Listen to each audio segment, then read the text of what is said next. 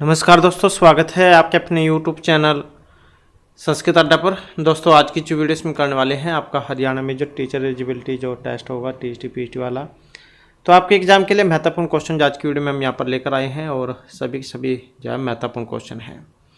कल वाली वीडियो अगर आपने नहीं देखी थी तो उसे देख लीजिएगा, इस वीडियो के अंत में आपको मिल जाएगी। तो जल्दी से अपने जो क्वेश्चन उसे देख लेते हैं। तो जिसमें हमारा यहाँ पर पहला क्वेश्चन है, ओदकांतम स्निग्ध जना अनुगंतव्यम इति सूर्यते अयम कस्य। अब ये जो यहाँ पर श्लोक था उसके अंदर से लाइन है, तो ये किन के बारे में थी? महर्षि कर्णव, गौतमी, शार्दवत या सारंगवस्य है। और सही आंसर की बात करें तो ऑप्शन सी था इसमें। तो किन का था ये? सारंगरव। तो सारंगरव जहाँ उनका कथन है। और जो ऑप्शन है इनसे आप समझ गए होंगे, जैसे महर्षि कर्णव है तो किस में थे? महर्षि कर्णव अभिज्ञान शाकुंतलम में थे, तो इसका मतलब उसमें से लिया गया है।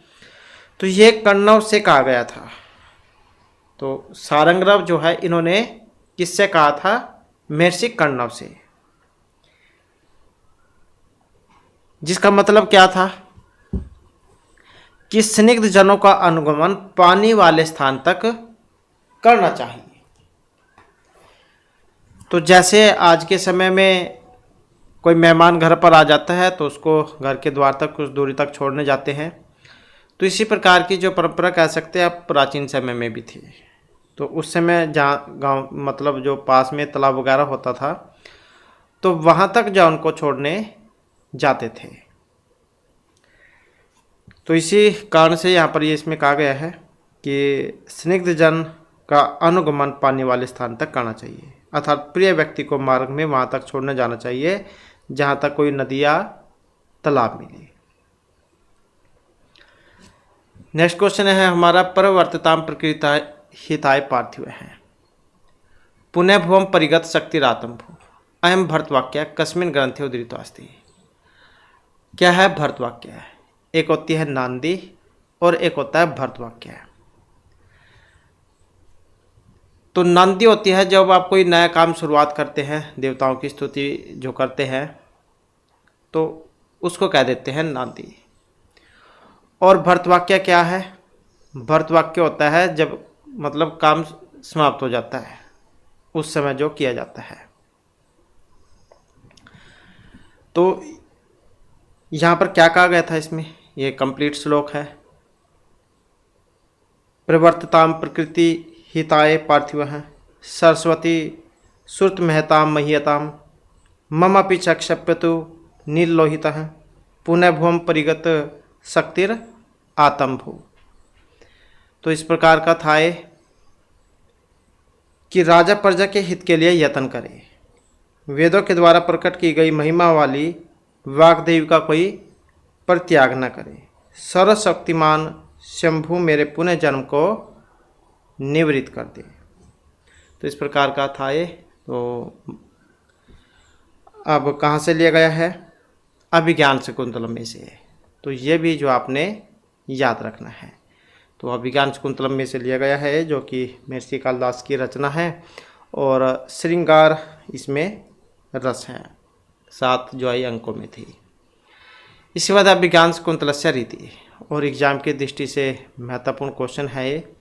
अभिज्ञान शाकुंतले कस्य रीति प्रयोग है? वैदर्भी, पंचाली, घोड़ी या लाठी। तो किस रीति का प्रयोग यहाँ पर हुआ है? तो इसमें हमारा सी आंसर है ऑप्शन ए वाला, मतलब वैदर्भी जो रीति है उसका यहाँ पर प्रयोग इसमें हुआ था। नेक्स्ट है अति स्नेह पाप संकी इति सुक्ति कस्मिन ग्रंथे उद्धृत है। तो कहाँ से ली गई है? मेघदूत, कुमारसंभव, अभिज्ञान शाकुंतलम या मालविकाग्नि मित्रम। अति स्नेह पाप संकी मतलब जो कोई व्यक्ति अगर आपसे ज़्यादा ही गुण मिलता है तो इसका मतलब क्या है? वो उसका कुछ ना कुछ मतलब है, आपसे कुछ ना कुछ वो काम निकलवाना चाहता है। कि अति स्नेह पाप की आशंका करता है। तो अभिज्ञान शाकुंतलम में से है, चतुर्थ अंक में से। और कथन किन का था ये? अनुसुईया का था कथन। ये अनुसुईया प्रेमदा का है और ये दोनों कौन थी? शकुंतला की सखियाँ। नेक्स्ट आ जाता है हमारा क्वेश्चन, और तो इसका संबंध अभिज्ञान शाकुंतलम जब से हो जाएगा ये। इसके बाद है अभिज्ञान शकुंतल से चतुर्थ अंक के विस्कंभक अंक अंत्य मध्य अंकादि या कोपिन है। तो ये भी महत्वपूर्ण क्वेश्चन है, पहले भी एग्जाम में पूछा जा चुका है। तो चतुर्थ अंक में जो विस्कंभक है जो कि ऑप्शन बी में है, तो अंक के आदि में है ये। तो विस्कंभक जो होता है वो भूत और भावी घटनाओं की सूचना मध्यम पात्र के द्वारा दी जाती है। अंक के आदि में जा इसको रखा जाता है। तो अभिज्ञान शकुंतलम का जो चतुर्थ अंक है उसमें इसका प्रयोग हुआ है। वामा कुलस्याद्य है अस्मिन वाक्य वामा पदस्य अर्थ है। अब यहाँ पर वामा का मतलब वामे स्थित विपरीत चारु याबला से था। तो ये श्लोक था, उसके अंदर से जो है यहाँ पर लाइन ये ली गई है। तो वामा का था विपरीत चलने वाली स्त्रियाँ। तो इस जब शकुंतला की विदाई होती है तो मिर्ची कर्ण उस समय कहते हैं उनको, सभी कह देते हैं अपनी लड़की को जबकि नए घर जा रही है तो कि हमें कुछ सुनने को न मिल जाए, ऐसी बातें कहते हैं। तो इसमें कही गई थी जैसे कि राजा दुष्यंत है, उनकी अन्य पत्नी भी है, वहाँ पर काम करने वाले जो नौकर भी हैं और तुम्हारे सास ससुर भी हैं, तो उनके विपरीत कभी तुम नहीं जाना। अगर तुम्हारे पति तुम्हें कुछ कह भी देते हैं तो उनके विपरीत तुम कोई भी कदम नहीं उठाना। तो वामा जो था यहाँ पर इसका मतलब ये विपरीत से था, तो ऑप्शन हो जाएगा विपरीत है। इसके बाद है शर्मिष्ठा पितु नाम ये याति दानवराज वृषपर्वा शुक्राचार्य या पुरु। तो कौन है?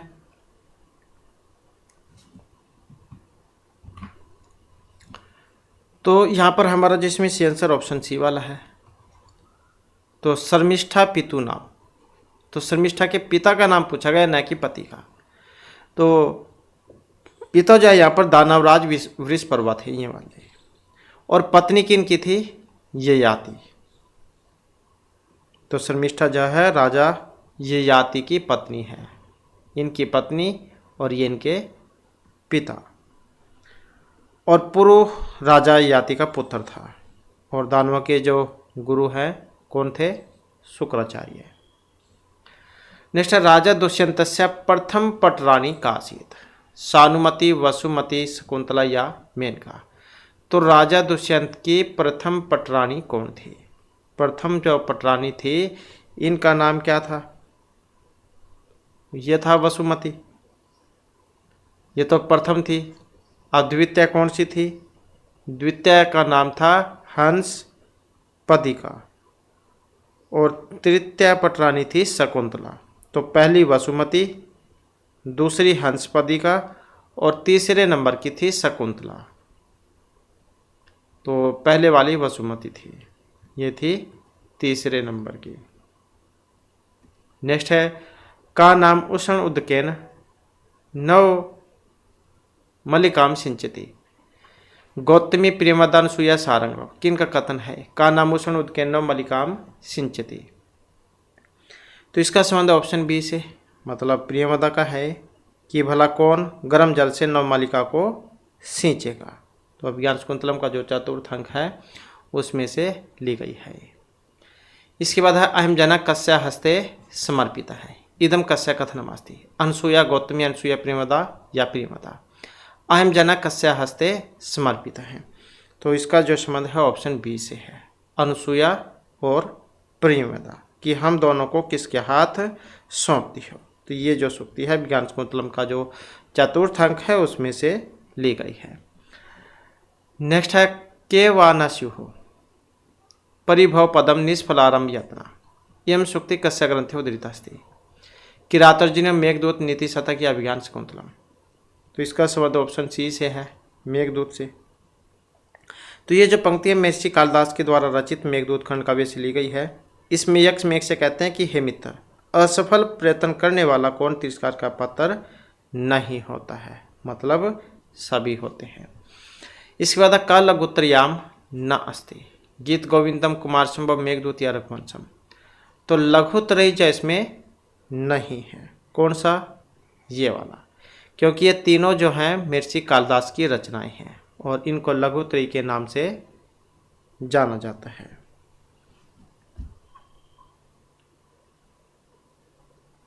इसके बाद हर शीर्ष चंद्रिका धोत महरिया रूपेण वनिता नगरी। विदिशा उज्जैनी अलका या 10 पुरा। किसकी बात हो रही है यहाँ पर? तो जो कि ऑप्शन सी में है, अर्थात अलका। नेक्स्ट है लघुतरी संज्ञा प्रथितस्य काव्यत्रयस्य प्रणेता। तो जिसकी अभी हम बात ही कर रहे थे, लघुतरी के लिए किन्हें जान जाता है? तो महर्षि कालिदास। जबकि जयदेव जैनों ने गीत गोविंदम लिखा था। नेक्स्ट आ जाता है मेघदूते वक्र पंथा यद्यपि भवतः इत्यादि भी वचो भी मेघम पार्थति यक्षगंतुम। यद्यपि आपका जो रास्ता वो टेढ़ा मेढ़ा होगा, तो यक्ष जब मेघ को दूत के रूप में बेचते हैं तो उनको सारा रास्ता बता देते हैं, मतलब सारा जो रास्ता है वो बता देते हैं। तो जैसे आप कोई सामान मंगवाते हैं तो उससे पहले बता देते हैं कि यहाँ पर आपने आना है, इस तरीके से आना है, यहाँ पर जाना है। तो ये भी जो आप वहाँ तक जो अलकापुरी तक जो थे वहाँ तक जाने का रास्ता उन्हें बता देते हैं, या फिर कह सकते हैं कि मतलब उज्जैनी के जाने का इसमें तो बतलाया गया था, यहाँ तो बात उज्जैनी की है। तो उससे बता देते हैं कि जैसे जैसे आप जाओगे तो आपका रास्ता यहाँ पर टेढ़ा हो जाएगा, यहाँ पर नदी आएगी, तो इस तरीके से सारा बता देते हैं इसमें। तो इसमें कहते हैं कौन? यक्ष मेघ से कहते हैं कि यद्यपि उत्तर दिशा में प्रस्थान किए हुए है आपका जो मार्ग है वो टेढ़ा हो जाएगा, फिर भी आपको उज्जैनी नगरी जो महाकाल की नगरी है उसकी रमणीय घटा को देखने अवश्य जाना चाहिए। तो ऑप्शन बी। मेघदूते राजराजस्य दध्योति पदे राजराजस्य इति पदेना भीतास्ते। तो इसका मतलब यहाँ पर यक्ष, कुबेर, इंद्र या महाकाल। तो राजराजस्य दध्यो में राजराजस्य का मतलब क्या है? तो इसका अर्थ है कुबेर से। और कुबेर कहाँ के थे? अलकापुरी जो थे वहाँ की थी, मतलब कुबेर की नगरी है अलका, और यक्षों के अधिपति हैं। तो यही जो है यक्ष को श्राप देते हैं, क्योंकि इनका काम था प्रतिदिन सुबह एक फूल अर्पित करना, लेकिन इनका विवाह हुआ था उसी समय, तो इस कारण से सुबह जल्दी नहीं उठ पाते थे। तो ये जो है सुबह वाला काम शाम को ही कर लेते थे। एक दिन क्या है, ये फूल जैसे तोड़कर पहले ही इनके अर्पित कर देते हैं, और कुबेर जैसे सुबह उस फूल को खोलते हैं तो इनके जो हाथ पर भावना काट जाता है। तो इनको पता लग जाता है कि ये अब तक क्या काम कर रहा था, और इसी कारण से फिर ये इनको श्राप दे देते हैं, और 1 साल के लिए श्राप जो मिलता है तो फिर ये रामगिरी पर्वत पर जाकर रहने लग जाते हैं। नेक्स्ट है पराभव अपि उत्सवे मानी नाम इदम सुक्ति कस्य ग्रंथेन संबंधित अस्ति। तो इसका संबंध किससे है? क्या इसमें कहा गया था? महत्वपूर्ण है सुक्तियाँ तो एग्जाम की दृष्टि से। तो ये कहाँ से ली गई है? किरात अर्जुनियों में से, जो कि महर्षि भारव की रचना है, और प्रथम सर्ग में से है ये। पराभव अपि उत्सवेव मानी नाम।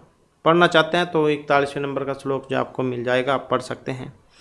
तो द्रौपदी जय युधिष्ठिर को समझाकर कह रही है कि मानधन व्यक्तियों की पराजय भी उत्सव जैसी होती है, कि मानधन व्यक्तियों की पराजय भी उत्सव जैसी होती है। पराजित हो जाने पर भी उनकी पराक्रम रूपी संपत्ति तो उनके पास बनी रहती है, उसे शत्रु नहीं छीन सकते।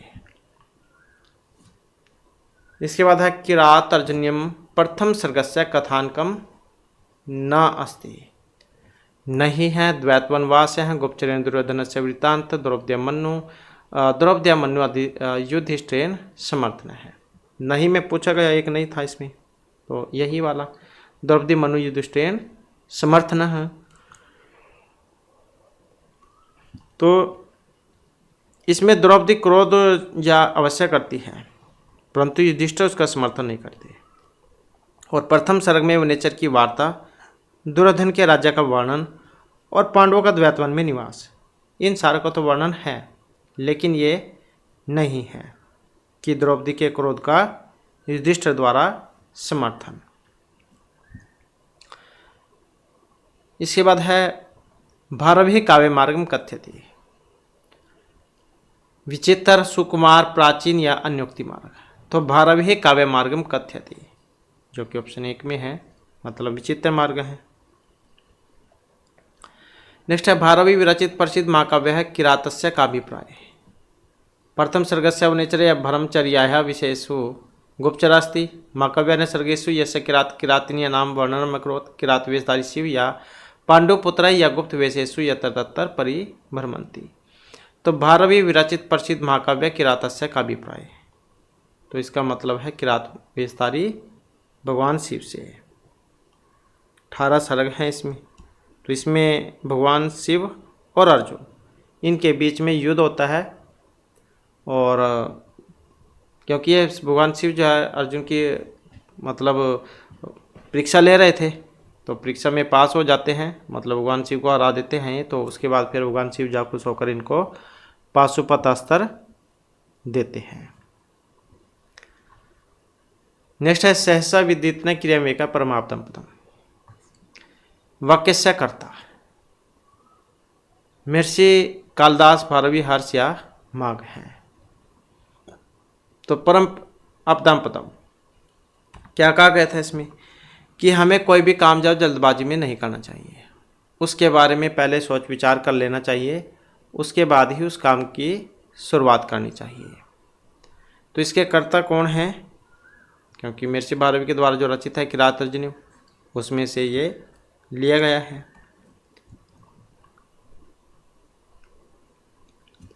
नेक्स्ट है राजतंत्र शासन परंपराएं उपदेशम दिए थे। विवाह संस्कार अवसरे विद्योपार्जन राज्याभिषेक या वानप्रस्थ गमन अवसरे। तो राजतंत्र शासन परंपरा का उपदेश दिया जाता है, जो कि ऑप्शन बी में है। मतलब जो राज्याभिषेक है इस अवसर पर। अब राज्याभिषेक से आप समझे गए होंगे यहाँ पर, तो कादम्बरी जो उसमें से है। तो राजतंत्र शासन परंपरा में राज्याभिषेक के अवसर पर दिया जाता है, और ये अवसर ही राजतंत्र का प्रथम उत्सव भी है। और इसी अवसर पर जो मंत्री थे सुखनास युवराज चंद्रपीड़ को उपदेश देते हैं। नेक्स्ट है महाकवि बाणभट्टस्य गुरु भरवु सदानंद मोखरिया वात्स्ययन। कौन है महर्षि बाणभट्ट के गुरु?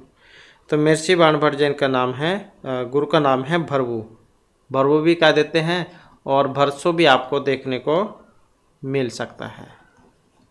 भरवु भी भरसु भी, तो कोई सा भी हो इनमें से। तो ये श्लोक जो उसके माध्यम से अपने गुरु के बारे में वर्णन भी करते हैं कि नमामि भरवः चरण अंबुज द्वयम से शेखरी मोखरी भी कृतार्चनम। नेक्स्ट है कादम्बरी कथा काव्य नायिका है पुंडरीक चंद्रपीड़ तारापीड़ या सुखनास। कौन है इसमें नायक कादम्बरी कथा में? तो नायक तो यहाँ पर चंद्रपीड़ है, उपनायक के रूप में पुंडरीक है। चंद्रपीड़ की प्रेमिका का नाम है कादम्बरी, और पुंडरीक इनकी है महाश्वेता। तारापीड़ जो है ये चंद्रपीड़ के पिता थे, और विलासवती इनकी माता थी। और पुंडरीक चंद्रपीड़ के मित्र हैं। और मंत्री कौन है इनके? मंत्री हैं ये वाले सुखनास, यही देते हैं इनको उपदेश चंद्रपीड़ के राज्याभिषेक के समय। इसके बाद यम यम पश्यसि तस्य तस्य पूर्तम आब्रूहि दिनवचा यम अस्मिन् सुक्ति माध्यमेन कस्य शिक्षाम दिया थे। तो यहाँ पर राजा, बादल, चातक या याचक किसको दी गई है? तो इसमें जो है ऑप्शन सी है हमारा, मतलब जो चातक पक्षी जो उनको शिक्षा दी गई है। क्या कहा गया था इसमें कि अरे चातक, तुम हर किसी के सामने अपनी दीन दुखी वचनों को जो उद्गार है वो मत क्या करो। नेक्स्ट है नहीं गणित क्षुद्र जंतु परिग्रह फलगुताम अस्मिन पद्यांश से गणित पदस्यार्थ। गणना करना संख्या विचार या शत्रु उत्पन्न करने से है। तो नहीं गणित क्षुद्र जंतु परिग्रह फलगुताम। तो इसका संबंध ऑप्शन बी से है, मतलब विचार करने से। अर्थात क्षुद्र जन फल प्राप्ति में विचार नहीं करते, उनका एकमात्र उद्देश्य फल प्राप्त करना होता है। नेक्स्ट है सूर्य निघृणिता मुन विमतिता दैन्यम प्रिया लापिनी अस्मिन पदांश से निर्घृणिता पदस्यार्थ। घृणा शून्यता, निर्दयता, सज्जनता या दुर्जनता। तो इसका मतलब था निर्दयता से। तो सूरजन मतलब वीर लोग के अंदर निर्दयता कोट कोट कर भरी होती है, और मुनियों के अंदर विनम्रता होती है। इसके बाद है आलस्य। आलस्यम ही मनुष्याणाम शिरस्थम आरिपो नास्ति उद्यम संबंधो कृत्वा न अवसीदति।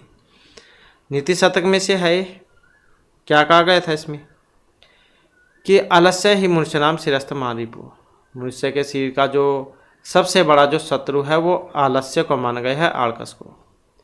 और परिश्रम के समान कोई बंधु नहीं, क्योंकि और सभी जो मित्र प्यारे हैं, सगे संबंधी, वो तब तक ही साथ देंगे जब तक व्यक्ति का उदय है, मतलब धन दौलत है या उसके पास कामयाबी है। जिस दिन उसका थोड़ा सा लेवल नीचे होगा तो उसके जितने भी मित्र हैं, रिश्तेदार हैं, वे सारे साथ छोड़ देंगे। लेकिन जो उसकी परिश्रम है वही हमेशा साथ रहेगी, क्योंकि ना तो उसको कोई उठा सकता है, ना चुरा सकता है, ना ही बंटवा सकता है। तो जो काम उसने सीख लिया तो वो तो उसी के पास रहेगा। तो इति श्लोके महत्वम प्रतिपादितम, तो कर्म के बारे में बताया गया था इसमें, तो ऑप्शन सी हो जाएगा। नेक्स्ट है अंतःकरण तत्वस्य दंपत्यो स्नेह संशयात् आनंद ग्रंथि एकोयमापीति पठ्यते अस्मिन् श्लोके महत्वम प्रतिपादितम प्रेम पत्नी पति पुत्र अंतःकरण तत्वस्य दंपत्यो स्नेह संशयात्। तो इसका जो मतलब है ये पुत्र से था, क्योंकि जो पुत्र प्राप्ति जो है वही संसार में मोक्ष को पार करने वाली बतलाई गई है। तो यहाँ पर पुत्र के बारे में था ये, और उत्तरामचरित में से है तीसरे अंक में से। तो पुत्र के महत्व को बतलाया गया था इसमें। तो लड़का जो काम कर सकता है वो एक लड़की काम वो नहीं कर सकती। दोनों अपनी अपनी जगह सही है, लड़का अपनी जगह है, लड़की अपनी जगह है। नेक्स्ट है अयि कठोर यश किलता प्रियम इयम कस्य कथनमस्ति सीता वासंती मुरलया तमसा। तो इसका जो संबंध था ऑप्शन बी से था। तो अयि कठोर है, अयि कठोर यश किलते प्रियम, तो वासंत्य कहाँ से है, अब इनमें से आप समझ ही गए होंगे। तो उत्तरामचरित जो है उसमें से है तृतीयांक में से। और वसंती का कथन था यहाँ पर कि अयि कठोर, अरे निष्ठुर, आपको यश ही प्यारा है, किंतु अति पवित्र चरित्र वाली स्त्री को निर्वासित करने से जो अपयश मिला, इससे बढ़कर भयानक प्रकृति और क्या आ सकती है, क्योंकि उन्होंने सीता को छोड़ दिया था लोकलाज के कारण। कि अगर आपको यश ही इतना प्यारा है लेकिन आपने जो स्त्री को छोड़ दिया, आप कितने उलाने जो उसको मिलेंगे, कितनी आपकी जो मतलब है अपकृति होगी। नेक्स्ट है उत्तरामचरित से तृतीयांके कवे मौलिक कल्पना छाया सीता व रामस्य दंडकरण्ये पुनरागमन लक्ष्मण सीता मिल वाल्मीकि आश्रय से त्यक्त सीता दंडकरण्य प्रवेश या कल्पना। तो तृतीयांके कवि मौलिक कल्पना कौन सी है? मौलिक कल्पना ये वाली है, छाया सीता वाली, क्योंकि तृतीयांक जो उसका नाम ही छायांक है, तो आसानी से आप जो है इसको याद रख पाएंगे। तो छाया सीता के साथ दंडकरण्य में आए राम का दर्शन करने वाला, तो यहाँ पर रामस्य दंडकरण्य पुनः आगमन, मतलब छाया सीता के बारे में है। और अंक का आरंभ किससे होता है? क्योंकि तृतीयांक है, इसका आरंभ होता है तमस और मुरला के आपस में बातचीत से। छाया सीतिया स दंडकरण्य आगतवान रामस्य दर्शनी द्वितीय पात्र भागीरथी मुरला तमसा कोई भी नहीं, तो यही है तमसा। तो छाया सीता के साथ दंडकरण्य में आए राम का दर्शन करने वाला जो दूसरा पात्र है कौन था? तमसा था। इसके बाद पुनः दंडकरण्य आत्मान रामेण सख्यम पात्रा नाम भवभूति तृतीयांके वर्णिता। तो दोबारा दंडकरण्य में आगतवान मतलब आए हुए राम के साथ किन पात्रों का महर्षि भगवती ने तृतीयांक में बतलाया है? तो इसमें बतलाया था जो कि ऑप्शन बी में है, मतलब वासंती। नेक्स्ट है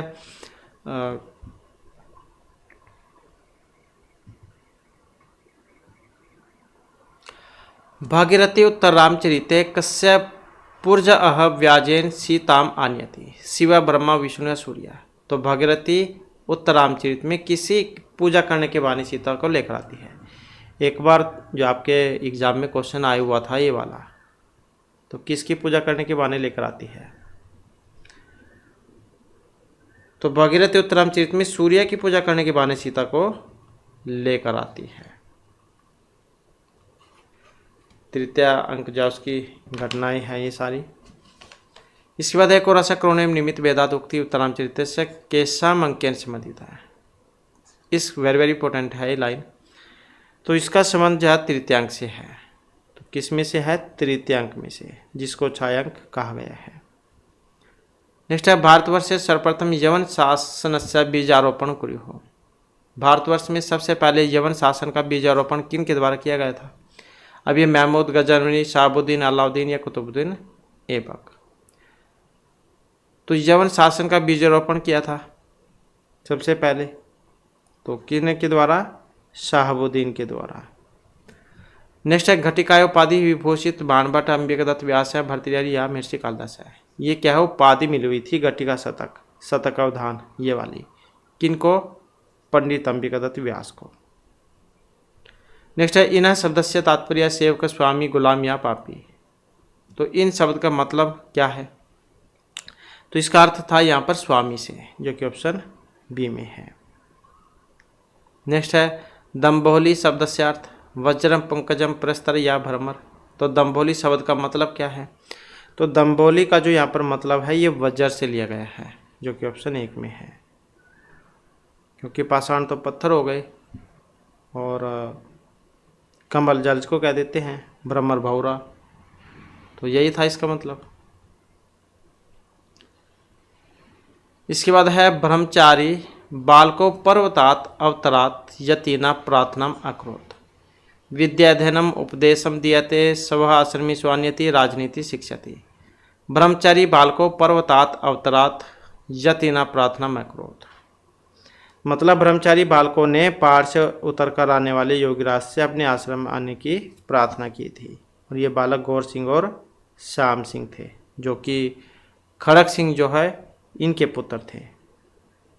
और इन दोनों ने ही अपनी बहन को मतलब बचाया था, जो कि जिसका यवन शासक अपहरण कर लेते हैं उसको।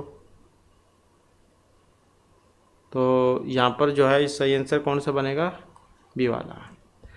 इसके बाद ध्यान अवस्थित भवादृशेन ज्ञायते कालवेगः इति इदम उक्ति कस्य ग्रंथ से संबंधित अस्ति? उत्तरामचरितम, शिवराजबीजम, कादम्बरी या किरातार्जुनीयम। तो इसका मतलब बताना है कौन सी से है। तो इसका अर्थ ऑप्शन सी से है, मतलब शिवराज विजय जो उसी में से ली गई है। तो योगीराज जी कहते हैं इसमें कि मैं समाधि में बैठा हुआ था, तो इस कारण से मुझे समय का ज्ञान नहीं हुआ। नेक्स्ट आ जाता है शहाबुद्दीन नामन यवन शासक है निम्नलिखितेषु किम न कुर्युः। अब यवन शासन ने काम क्या है नहीं किया था? गजनी देश आक्रमण, महमूद वंशज, दिल्लीश्वर पृथ्वीराज की हत्या या दिल्ली आक्रमण। तो कौन सा काम इन्होंने नहीं किया था? ये वाला, पृथ्वीराज चौहान जो उनकी हत्या करने वाला। नेक्स्ट है सर्वनाम स्थान संज्ञा विधायक सूत्र। अब सर्वनाम स्थान संज्ञा करने वाला कौन सा है इसमें? सु आदि सर्वनाम स्थाने च संबोधो सूर्णपुंस्कस्य सर्व आदिनी सर्वनामानि। कौन सा है सर्वनाम स्थान संज्ञा करने वाला? तो सर्वनाम स्थान संज्ञा करने वाला है इसमें ये वाला, सुड़ नपुंसकस्य। नपुंसकलिंग को छोड़कर पुल्लिंग और स्त्रीलिंग में सुट, इनकी सर्वनाम स्थान संज्ञा होगी। अब सुट कितने होते हैं ये भी आपको पता होना चाहिए, और कितने होते हैं ये भी पता होना चाहिए। तो सुट की बात करें तो 5 है। ये कौन कौन से? सु, औ, जस, आउट, ये वाले सु, औ, जस, आउट। तो ये 5 होते हैं सुट, इनको कहा जाता है। तो इन्हीं की सर्वनाम स्थान संज्ञा होगी। ये सूत्र है सुड़ नपुंसकस्य। अगला क्वेश्चन है इदुद्वेद द्विवचनम। यहाँ पर 2 सूत्र एक साथ लगते हैं। एक तो यही है इदुद्वेद द्विवचनम, प्रक्रिया संज्ञा और प्लुत प्रक्रिया चिन्हितम के द्वारा प्रकृति भाव होता है। हरि एतौ विष्णु इमो गंगे अमो, ये क्या है? प्रसिद्ध उदाहरण है इसके। नेक्स्ट है अति निद्रम इति पदस्य लौकिक विग्रह है। अति निद्रम का जब हम लौकिक विग्रह बनाते हैं तो कौन सा बनेगा? तो शुरू में देख सकते हैं आप यहाँ पर अति अव्यय उपसर्ग आ गए, मतलब अविर्भाव समास का है ये। तो क्या बनेगा इसका अति निद्रम का? निद्रा संप्रति न युज्यते, ये वाला सूत्र कौन सा लगेगा इसमें? अव्यम विभक्ति समीप समृद्धि, ये वाला सूत्र इसमें लगेगा। यथाकर्म, सुमधुरम, अतिनिद्रम, यथाशक्ति, बहुत सारे उदाहरण हैं इसके। नेक्स्ट है द्वियमनम इत्यत्र समास है, और महत्वपूर्ण क्वेश्चन है, बहुत बार आता भी है एग्जाम में, और यहाँ पर जिसे नहीं पता हो वो उलझ भी जाता है। तो देखेगा कि सुर में द्वियमनम, द्वि आ गए, संख्या आ गई, तो द्विगु समास हो गया। यहीं पर जा गलत हो जाते हैं। तो इसमें जो है अव्ययभाव समास का प्रयोग हुआ है। तो कौन सा इसमें? अव्ययभाव समास। द्वियमनम, दो यमनों का समाहार, द्वय यमने हो समाहार है। तो नदीवाची होने के कारण है इसमें नदी भी सूत्र लगता है इसमें, जो कि अव्ययभाव समास करता है नदीवाची होने के कारण। नेक्स्ट आ जाता है क्वेश्चन हमारा, तो और लौकिक क्या बनेगा इसका द्वियमनम का? द्वयो यमनयो समाहार है, और अलौकिक द्विओस यमना ओस, ये वाला। इसके बाद है शोध वाक्य मास्ते, रजकाय वस्त्रम ददाति, रजके वस्त्रम ददाति, रजकम वस्त्रम ददाति, रजकस्य वस्त्रम ददाति। शोध कौन से वाला बनेगा इसमें? तो शोध जो यहाँ पर बनेगा ऑप्शन डी वाला, रजकस्य वस्त्रम ददाति। अब ये रजकस्य षष्ठी क्यों है और चतुर्थी क्यों नहीं है? तो क्योंकि रजक कौन होता है? धोबी। धोबी को जब आप कपड़े देते हैं तो उसे वापस करने होते हैं, चाहे वो उसी दिन दे या फिर अगले दिन, मतलब देने होते हैं 1-2 दिन में। तो जहाँ पर तभी वस्तु वापस की जाए तो वहाँ पर षष्ठी विभक्ति का प्रयोग होता है। और जहाँ पर किसी को कोई परमानेंटली कोई चीज़ दे दी जाए, जैसे आप कोई वस्तु किसी को परमानेंटली दे देते हैं, तो वहाँ पर फिर चतुर्थी विभक्ति होती है। जैसे ब्राह्मण को वस्त्र, अगर यहाँ पर ब्राह्मणा ही होता, ब्राह्मण को वस्त्र देते हैं, अब ब्राह्मण से कोई वापस थोड़ी लेंगे वस्त्र देकर। धोबी को तो या 1-2 दिन में आप धोकर वापस देने होंगे। तो यही अंतर है इसमें। तो जहाँ पर किसी को कोई परमानेंटली कोई चीज़ दे दी जाए तो उसमें चतुर्थी, और थोड़े टाइम के लिए दी जाए 1-2 दिन, आपसे 10 दिन, 1 महीना, तो फिर षष्ठी विभक्ति। नेक्स्ट ओदनम पुंजानो विषम भुंक्ते इति वाक्यस्य उदाहरण। अभुक्ति अर्थस्य अनुलक्षणे तथा युक्तम च निप्सितम हेतु ओदनम पुंजानो विषम भुंक्ते। तो कौन से का उदाहरण है? और ये उदाहरण है तथा युक्तम च निप्सितम का, क्योंकि इसमें जो ओदन है भोजन के कर्ता का इप्सितम है, तो इसकी तरह विषम, अभी इप्सितम भी भोजन में संलग्न है। अब अगर कोई भोजन खाएगा तो जार भी उसके साथ ही मिक्स है, खा जाएगा। या कोई जा रहा है तो उसके पाँव धरती पर जरूर लगेगी, जैसे जिसका उदाहरण भी आता है ग्रामम गच्छन तीर्णम से परिस्थिति, वो वाला, मतलब जब कोई चलेगा तो पाँव तो धरती पर लगेंगे ही। तो ये इसी के उदाहरण हैं तथा युक्तम च अनिप्सितम की। इसके बाद अस्मत् शब्द से चतुर्थी विभक्तो एकवचने रूपम स्यात्। अस्मद और युष्मद दोनों के दोनों वेरी वेरी इंपॉर्टेंट है, और एग्जाम में पूरी संभावना है आने की, लगभग पूछ लिए जाते हैं, क्योंकि इसके विकल्प जो है उसमें भी बनते हैं। तो चतुर्थी विभक्ति में यहाँ पर बताना है कौन सा बनेगा इसका चतुर्थी में। तो चतुर्थी में मह्यम बनता है, ये वाला रूप कैसे चलते हैं इसके? अहम अवाम वयम, माम अवाम अस्मान, मया अवाभ्याम अस्माभिः, मेह्यम अवाभ्याम असंभ्यम, मत अवाभ्याम अस्मत्, मम अव्यहो अस्माकम, मयि अव्यहो अस्मासु। तो ऐसे बनते हैं। इसके बाद इदम शब्दस्य पुल्लिंगे सप्तमी विभक्तो एकवचन रूपम स्यात्। इदम शब्द का जब हम पुल्लिंग सप्तमी विभक्ति में रूप बनाएंगे कौन सा बनेगा? अस्याम, अस्मे, अस्मिन या इद अस्मिन।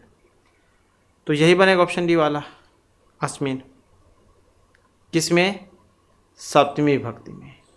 और छोटी ई आती है, हर्षव ई हमेशा सप्तमी विभक्ति में, ये भी आप याद रखिएगा। और इसके रूप कैसे बनेंगे ईदम वाले के? अयम इमो इमे, इमम इमौ इमान, अनेन आभ्याम एभिः, अस्मै आभ्याम एभ्यः, अस्माद् आभ्याम एभ्यः, अस्य अन्योः एषाम, अस्मिन् अन्योः एषु, ऐसे।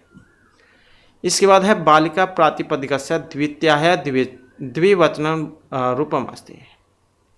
बालिका का द्वितीय भक्ति का द्विवचन कौन सा बनेगा? बालिका आकरंत हो गया, तो ऑप्शन सी वाला हो जाएगा इसमें, बालिके।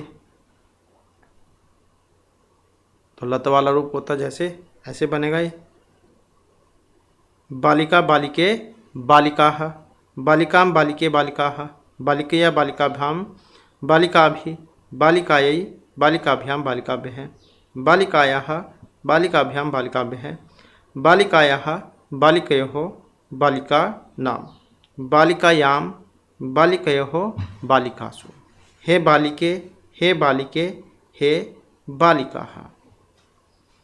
तो इस प्रकार से बनेंगे इसके। नेक्स्ट है 99 इति संस्कृत रूपम भवति। 99 को क्या कहते हैं? एकम सौ को क्या कहेंगे? नवनवति।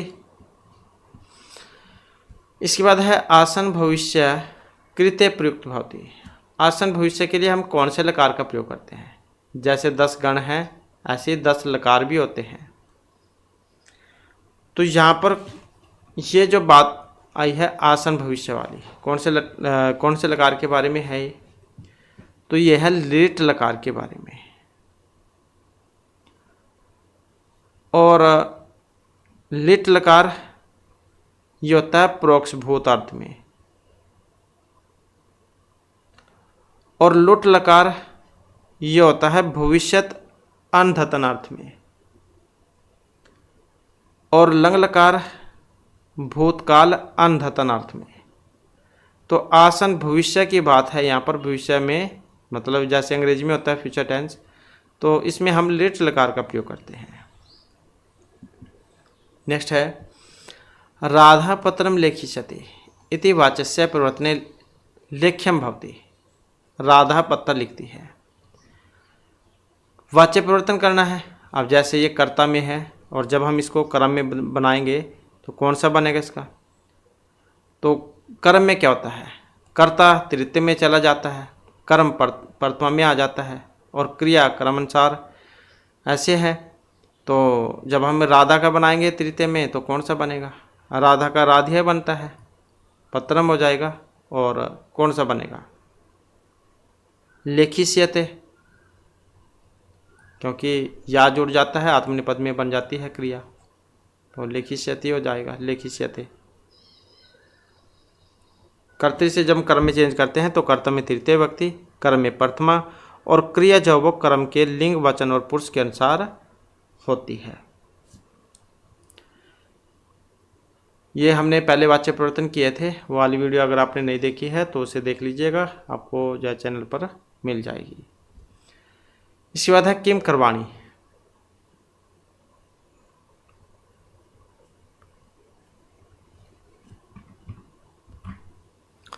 नेक्स्ट है किम करवाणी थे इति वाक्यस्य किम अर्थ है? किम करवाणी थे, मैं तुम्हारे लिए क्या कर सकता हूँ, तुम मेरे लिए क्या कर सकते हो, तुम्हें क्या करना है, तुम मुझसे करवाता हूँ। किम करवाणी थे, इसका मतलब क्या है यहाँ पर? तो इसका अर्थ ऑप्शन ए से है, मैं तुम्हारे लिए क्या कर सकता हूँ। नेक्स्ट है मैं यश नहीं चाहता हूँ इति वाक्य से संस्कृत अनुवाद है भवती। इसका संस्कृत अनुवाद कौन सा बनेगा? मैं यश नहीं चाहता हूँ, तो यही हो जाएगा ऑप्शन डी वाला, यशः अहम न लिप्सामि। इसमें शब्द जो है वो बेशक आगे पीछे हो जाए, लेकिन विभक्ति सही होनी चाहिए। जैसे कि यहाँ पर देख सकते हैं, ये शुरू में यश आ गया, यश है, और अहम बीच में आ गया, लेकिन अहम के साथ हमेशा उत्तम की ही क्रिया लगती है। ये उत्तम एक वचन का है तो क्रिया भी उत्तम एक वचन की, तो ये बेशक आगे पीछे हो चाहे तो यहाँ पर हो जाता है अहम यशा न लिप्सामि, या तो इसका कोई दिक्कत नहीं है, लेकिन जो है विभक्ति वो सही होनी चाहिए, यशा अहम न लिप्सामि। तो ये इसका बनेगा। नेक्स्ट आ जाता है न जाने भोक्तारम कर्तृवाच्य कर्म कस्मिन विभक्ति प्रयुक्त है। कर्तृवाच्य का कर्म किस में चेंज होगा? प्रथमा तृतीय द्वितीय चतुर्थी में।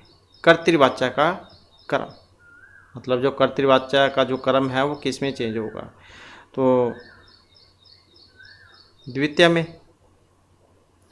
तो जब वाक्य में कर्ता की प्रधानता होती है तो क्रिया के पुरुष और वचन कर्ता के अनुसार होंगे।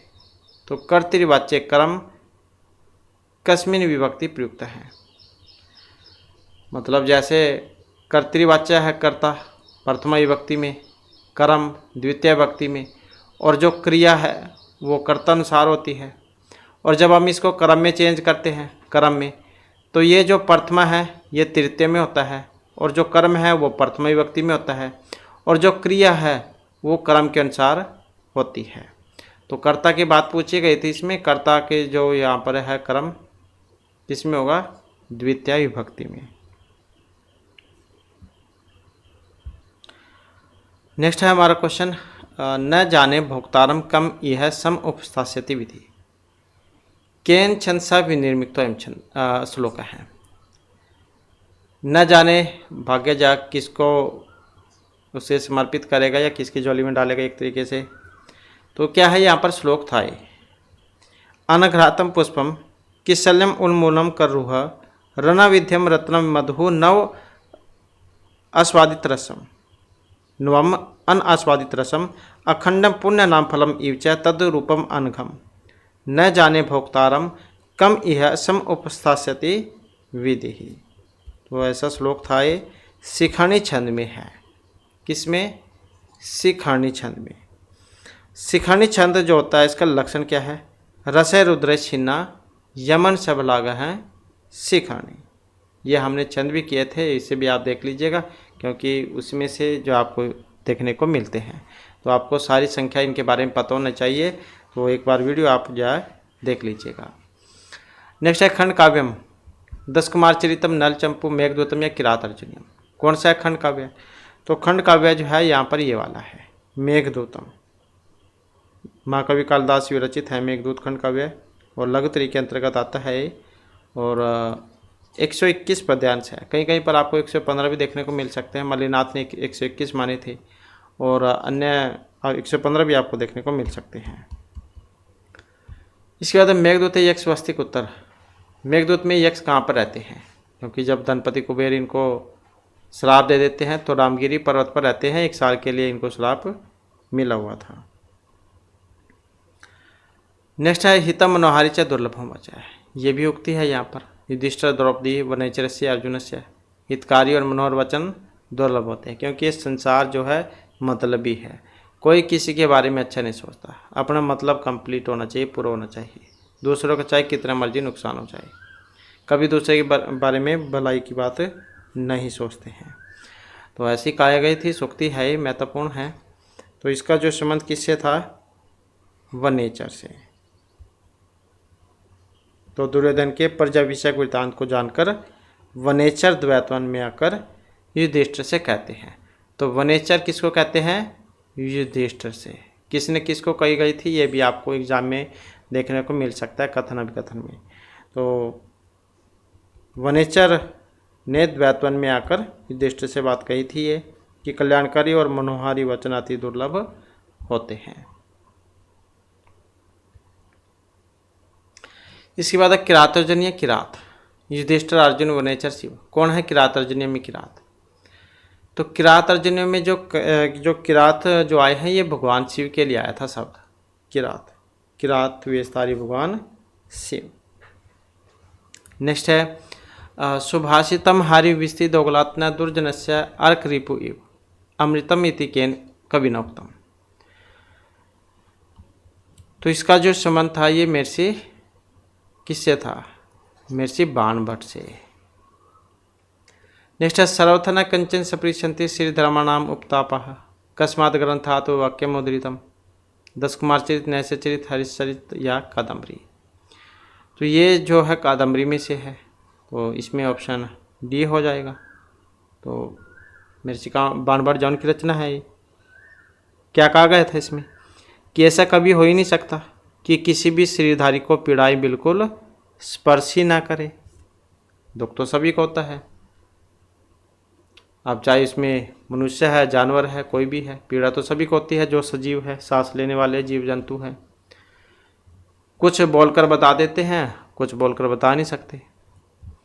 इसके बाद है ज्ञानवान विदग्धुम ब्रह्मापि नरम न रंजति।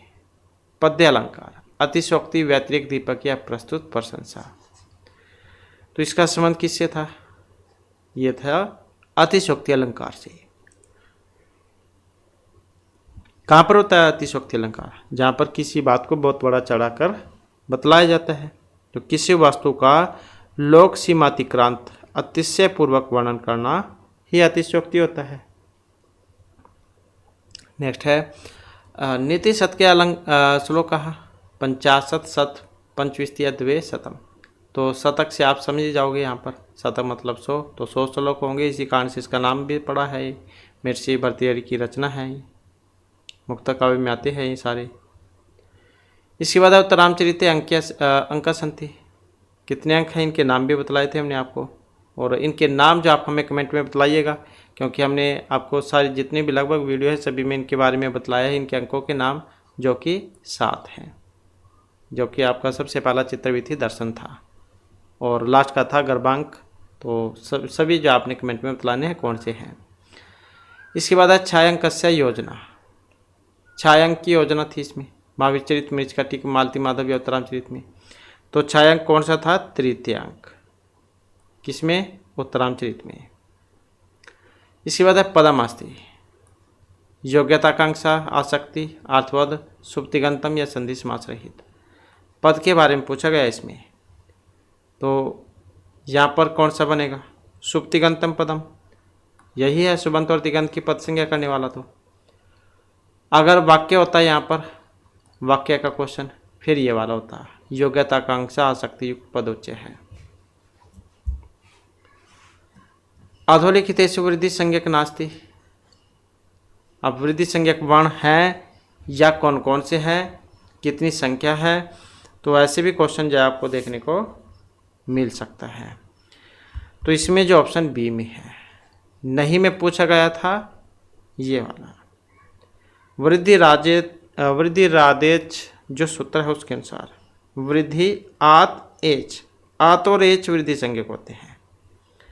तो आ आई औ की वृद्धि संज्ञा होती है। किसकी?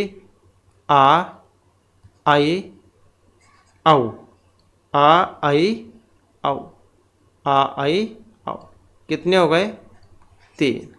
क्या है? वृद्धि संज्ञक वर्ण, ये आपने याद रखना। ओ कौन सा था? ओ था गुण वाला, ये गुण संज्ञक है। जैसे अ और उ में क्या गुण होता है? अ और उ। जब हमने संधि की थी उस समय बतलाया था आपको, अ और उ में ओ गुण होता है। सूत्र आद गुण से गुण, आद्य गुण से गुण संज्ञा। इसके बाद उपधा संज्ञा परसन्निकर्ष हलो अनंतरा कृत तदि समासस्य अलो अंत्यात् पूर्वोक्ता। तो उपधा संज्ञा होती है किसके द्वारा? इसके द्वारा, अलो अंत्यात् पूर्वोक्ता के द्वारा। तो अंतिम अल के ठीक पहले वर्ण की उपधा संज्ञा होती है। जैसे राम है, राम का जब हम वर्ण विच्छेद करते हैं कैसे बनता है राम? र, इसमें आ है, माँ में अ है, ऐसे होता है। तो ये जो लास्ट में माँ है इसकी होगी उपधा संज्ञा। और सूत्र कौन सा है? अलो अंत्यात् पूर्वोक्ता। अंतिम अल के ठीक पहले वर्ण की उपधा संज्ञा होगी र अ म आ। तो विच्छेद करने पर माँ की उपधा संज्ञा होगी। इसके बाद है परोप संधि। सूत्र कौन सा है? कौन सा उदाहरण है? महत्वपूर्ण है ये भी। 2 ही उदाहरण है, प्रेजते उपोस्ति, प्रेजते उपोस्ति। इसके हमने बहुत बार आपको कराई भी है। तो प्रेजते उपोस्ति, तो एंगी परूपम सूत्र इसमें लगता है और परूप संधि इसमें करेगा। एंग आदि धातु हो तो मतलब अवर्णांत उपसर्ग के बाद, अवर्णांत उपसर्ग के बाद एंग आदि धातु हो तो अवर्ण एम एंग के स्थान पर परूप एकादेश हो जाएगा। प्रेजते कि जब हम संधि विच्छेद करते क्या बनता है, प्र प्लस में एजते और उपस्थि उप प्लस में ओस्थि। तो एंग आदि धातु हो मतलब अवर्णांत उपसर्ग के बाद यदि एंग आदि धातु हो तो अवर्ण एवं एंग के स्थान पर प्ररूप हो जाएगा। इसके बाद है नेक्स्ट हमारा स्टूनाष्टु। इति सूत्रस्य उदाहरण भवति अजंत रामषष्ठ तत्चाय लब्ध है। कौन सा बनेगा इसका स्टूनाष्टु का?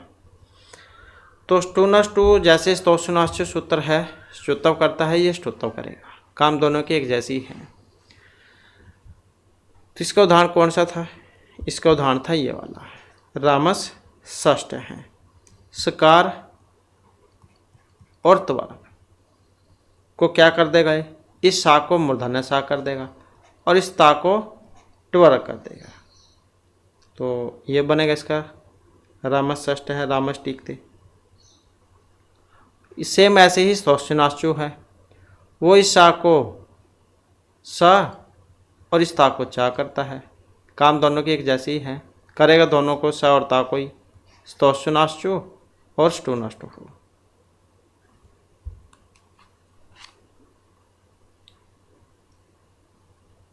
इसके बाद है नेक्स्ट हमारा, नेक्स्ट में है नित्य नपुंसक लिंग एक वचन समास भवति। कौन से? नपुंसक लिंग एक वचन में द्वंद्व द्विगु बहुब्री अव्ययभाव, नित्य नपुंसक लिंग एक वचन समास। तो इसमें ये वाला है अव्ययभाव है। ध्रुवम अपाय पदानम, यहाँ पर ध्रुवम पदस्य अभिप्राय स्थिर निश्चितम स्थिरभूतम या अवधिभूतम क्या है? तो ध्रुवम अपाय पदानम पंचमी व्यक्ति वाला है। तो कौन सा है? वेरी वेरी इंपॉर्टेंट है, हो सकता है यही आपके एग्जाम में आ जाए, महत्वपूर्ण है क्वेश्चन। ध्रुवम अपाय पदानम, ये तो पढ़ा ही है हमने, अपाय का मतलब अलग होना होता है। तो ध्रुवम जो है इसका मतलब क्या था यहाँ पर? स्थिर स्थिरभूत निश्चित या अवधिभूत। तो इसका मतलब था अवधिभूत से। तो जहाँ से अपाय अर्थात अलगाव निश्चित हो उसके अपदान संज्ञा होगी, तो पंचमी व्यक्ति का प्रयोग होता है उसमें। इसके बाद सत कौस्थ है, सत संज्ञक करने वाला सूत्र कौन सा है, कौन सी संज्ञा होती है? तो इसमें क्या है, सत्री सानचो प्रथमा समानाधिकरणे, एक सूत्र आता है जो सत्री और सानच की सत संज्ञा करेगा। किसकी? सत्री और सानच की। वर्तमान काल में इसका प्रयोग होता है, लट लकार वाला, मतलब वर्तमान काल में है ये, और ये भूतकाल वाला है, कत कतवतु निष्ठा वाला, ये निष्ठा संज्ञा होगी।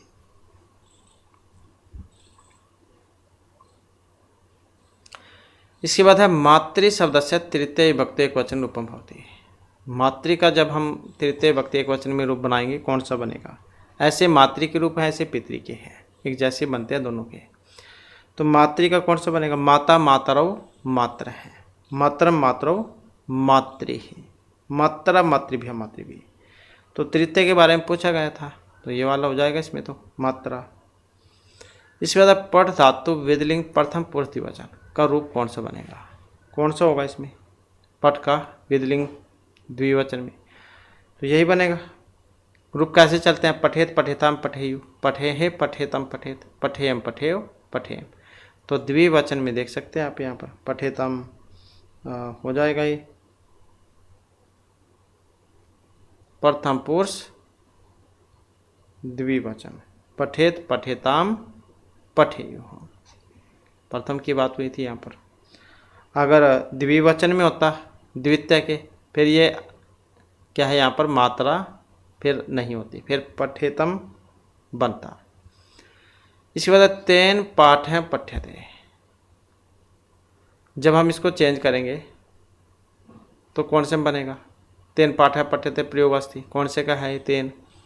तो वैसे नहीं पता लगता है, तो आपको अगर शब्द रूप याद पता होगा, धातु रूप ये शब्द रूप, तो आसानी से आप जो इसको कर लोगे। तेन तृतीय व्यक्ति में बनता है, तो इसका मतलब कर्मवाच्य वाला है, तेन पाठ है पठ्यते, क्योंकि इसमें लगती है कर्ता में तृतीय व्यक्ति। तो 19 हिंद्याम कथ्यति, 1 कम 20 को आप क्या कहेंगे? 19 कहते हैं उसे। संयोग संज्ञा होगी। अब संयोग संज्ञा किन के बीच में होती है? दो स्वरों के, वाक्यों के, व्यंजन या दो पदों के बीच में। तो ये जो होती है ये दो व्यंजन के मध्य में होती है। वेरी वेरी इंपॉर्टेंट क्वेश्चन है संयोग संज्ञा। हलो अनंतर संयोग है, सूत्र आप याद रखिएगा। अजभिर्वहिता हलः संयोग संज्ञेषु, अचो के व्यवधान से रहित हल संयोग संज्ञक होते हैं। तो दो व्यंजनों के मध्य में होगी संयोग संज्ञा। इसके बाद अधोलिखित तनम कस्मिन् पदे संहिता संज्ञा प्रयुक्ता। उपेंद्र रामस्य कमलम अचला है। तो इसका संबंध देखते हैं तो ऑप्शन ए से है, उपेंद्र से। उप प्लस में इंद्रा उपेंद्र है, गुण संधि वाला उसी का है ये। उप प्लस में इंद्रा अ और ई में हो जाएगा। इसके बाद है स्वर्ण संज्ञा वाला। कौन सा है इसमें स्वर्ण संज्ञा? तो स्वर्ण संज्ञा वाला यही है, तुलस्य प्रतनम सवर्णम। तालु अधिष्ठान और अभ्यंतर प्रतन ये दो जिस वर्ण के तुल्य हों तो वो आपस में स्वर्ण संज्ञक होते हैं। जैसे अ और आ का उच्चारण स्थान कंठ है और दोनों का विपरीत स्थान भी है, तो इसलिए दोनों की आपस में स्वर्ण संज्ञा होती है। इसके बाद निम्नलिखितेषु वर्णेषु ईसत् सपृष्ठ वर्ण। यतन होते हैं दो प्रकार के, अभ्यंतर 5, बाह्य 11। ये ईसत् सपृष्ठ इसी में से है, 5 में से है। तो कौन से वर्ण आएंगे इसमें ईसत् सपृष्ठ में? ईसत् सपृष्ठ क्या देते हैं? यण वर्ण को, यण वर्ण को। कौन सा है फिर ये? अंतस्थ वर्ण क्या देते हैं जिसको? ये वाला यर अलावा। नेक्स्ट है मधुवरी शब्द संहिता संज्ञक वर्ण होता है।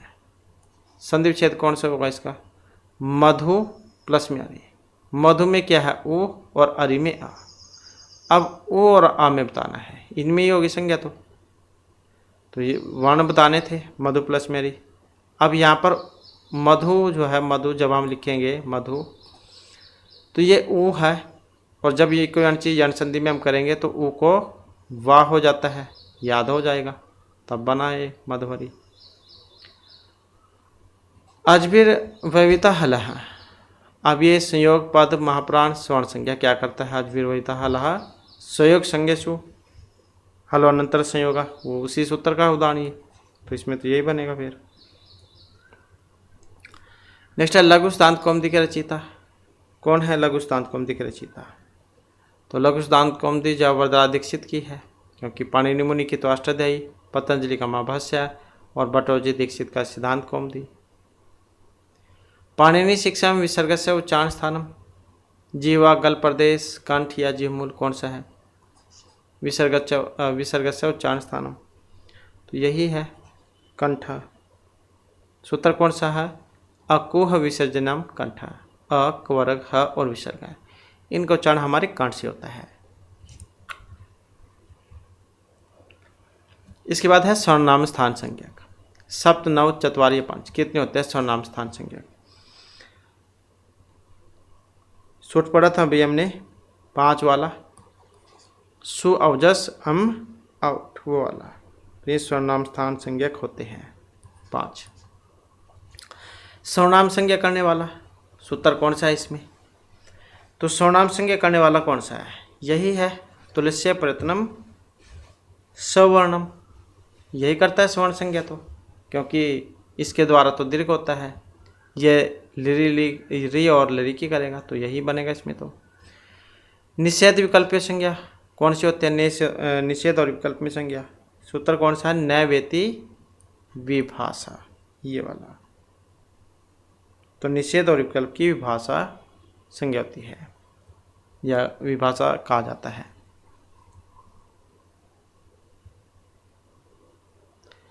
इदुद्वय द्विवचनम भवति, प्रातिपदिक शुभ गृह तदित क्या कहा जाता है इसको?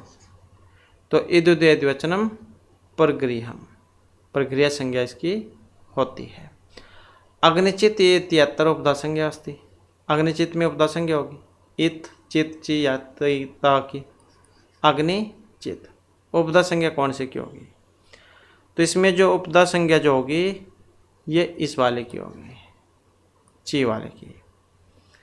अलोन्त्यात् पूर्वधा, सूत्र से अंतिम अल से पूर्ववाण, अंतिम अल से पूर्ववाण की होगी। अपरिक्त संज्ञा करने वाला सूत्र कौन सा है, किसकी होगी अपरिक्त संज्ञा? अपरिक्त काल प्रत्यय, यही है अपरिक्त संज्ञा करता है जो एक वर्ण रूप प्रत्यय की अपरिक्त संज्ञा होती है। जैसे सु है, सु लिखते हैं हम, तो इसका तो लोप ही हो जाएगा, सा बचेगा इसका। इसी प्रकार से तिप होता है धातुओं में, तिप, इस बार का तो लोप ही हो जाता है पहले ही, ती बचता है, तो इस ती में भी ई का लोप होकर ता बचता है, तो यही है। तो सु का सा ती को ता आदि एकल वाले आदि एकाल प्रत्यय हैं, इसलिए इन्हीं की अपरिक्त संज्ञा होती है। इसके बाद च्युत प्रकरण कतिचित जना पदस्य संधि विच्छेद स्यात्, तो इसका जो है ऑप्शन बी वाला है, कतिचित प्लस में जना। और सूत्र कौन से का है? स्तोश्चु नाश्चु का, यहाँ से आप देख सकते हैं च्युत वाला, स्तोश्चु नाश्चु। तो सकार और त्वरक जो है इसको, सकार और त्वरक को क्या कर देगा, सकार और च्वरक। नेक्स्ट है स्टूनष्टु सूत्र अनुसारेण अधिष्ठाता पदस्य संधि अस्ति, कौन से बनेगा स्टूनष्टु का? अधीश प्लस में थाता, या अधीश थाता, यह वाला हो जाएगा। अतिहिमम पदस्य समास विग्रह है, कौन सा बनेगा अतिहिमम का? तो हिमस्यत्य, ये विग्रह हो जाएगा इसका अव्यभाव समास में।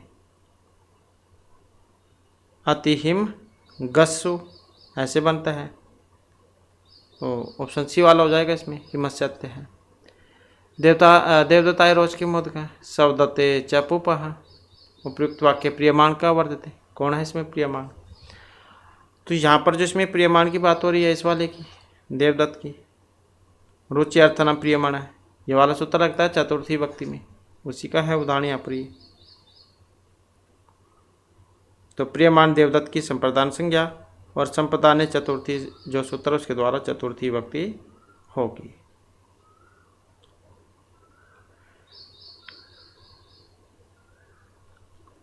नेक्स्ट है ग्रामस्य निकटम गहन वनम अस्ति तत्र निवसन्ति ते लुण्ठकाः, अस्मिन् वाक्ये प्रवृत्त सूत्रम, कौन सा है इसमें? तो सूत्र यही है इसमें, दूरांतिक अर्थे षष्ठी अनंतर श्याम। अनंतर श्याम का मतलब क्या होता है? विकल्प से, क्योंकि इसमें पंचमी विभक्ति भी हो सकती है, षष्ठी भी हो सकती है, कोई सी भी हो सकती है दोनों में। नेक्स्ट है हमारा क्वेश्चन, ब्रह्मचारी काष्ठपेट आदि से थे, यहाँ पर इसका सही कौन सा बनेगा? लकड़ी का जो पेड़ है उस पर बैठा है, ये सोता है, मेज का लो आप, तो इसका कौन सा बनेगा? ब्रह्मचारी काष्ठपीठम आदि से थे, क्योंकि इसी धातु से पहले देख सकते हैं आदि आ गए उपसर्ग, और जहाँ पर उपसर्ग आ जाता है तो द्वितीय विभक्ति होती है उसमें। लभ्यम इति पदे प्रकृति प्रत्युस्था है, लभ्यम में कौन सा है प्रकृति प्रत्यय? लब तो धातु ही हो जाएगी, तो लब में यत होने पर लभ्यम बनता है अत्वम से होकर, तो लब प्लस में यत, लब और यत, यत में तो यह बचेगा, अत्वम सूत्र आता है उसके बाद बनता है माँ, तब जाके बनाए। दृश्य धातु तुमन प्रत्यय योगेन शब्द, दृश्य देखने अर्थ में है, जब हम तुमन प्रत्यय लगा देंगे इसमें तो कौन सा बनेगा इसका? दृश्य का तुमन होने पर द्रष्टुम रूप बनता है। नेक्स्ट है सुट और कथ होने पर कौन सा रूप बनेगा? तो सुस में कथ होने पर शुष्का बनता है, शुष्का का सूत्र जो होता है उसके द्वारा ता को काम होता है, उसके बाद बनता है, तो शुष्का बनेगा इसका। शब्द रूपेश आत्मन पदम अस्ति, शब्द रूपों में आत्मन वाला कौन सा है? तो यही है ऑप्शन बी वाला, पंचमी एक वचन वाला। आत्मा आत्मानव आत्मान है, आत्मानम आत्मनव आत्मन है, आत्मना आत्मभ्यम आत्मभि, आत्मने आत्मभ्यम आत्मभि है, आत्मन है आत्मभ्यम आत्मभि है, आत्मन है आत्मनो आत्मनाम, आत्मनि आत्मनो आत्मसु, हे आत्मन, हे आत्मानव, हे आत्मान है। तो ऐसे बनते हैं इसका। तो आत्मन पद ये कौन से में बनेगा? पंचमी में। पंचमी भी ऐसे ही बनता है और षष्ठी का एक वचन में भी ऐसे ही बनता है, क्योंकि एक जैसे होते हैं इन दोनों के रूप। और यही हमारे क्लास में महत्वपूर्ण क्वेश्चन थे। नेक्स्ट वीडियो की इसमें आपके लिए नए जो महत्वपूर्ण क्वेश्चन हम लेकर आएंगे। और हमारे साथ अंत बनाने के लिए धन्यवाद।